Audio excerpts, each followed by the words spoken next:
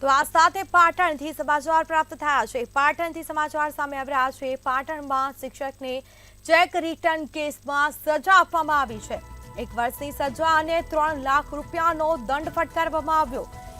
ઇલેક્ટ્રોનિક્સની દુકાનમાંથી ખરીદી કરી હતી।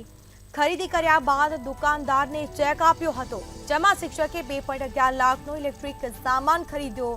ચેક બેંકમાં જમા કરાવતા ચેક રિટર્ન થયો હતો। ચેક રિટર્ન થતા કોર્ટમાં ફરિયાદ કરવામાં આવી। શિક્ષકને 1 વર્ષની સાદી કેદની સજા ફટકારવામાં આવી છે। સમાચાર સામે આવ્યા છે। 1 વર્ષની સજા અને 3 લાખ રૂપિયાનો દંડ ફટકારવામાં આવ્યો છે। તો પાટણમાં શિક્ષકને ચેક રિટર્ન કેસમાં સજા આપવામાં આવી છે।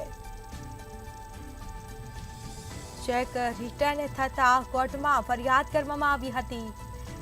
બેંકમાં જમા કરાવવા જતા ચેક રિટર્ન ગયો હતો, જેમાં શિક્ષકે 2.11 લાખનો ઇલેક્ટ્રિક સામાન ખરીદ્યો હતો। ખરીદી કર્યા બાદ દુકાનદારને ચેક પણ આપ્યો, પરંતુ ચેક રિટર્ન જતા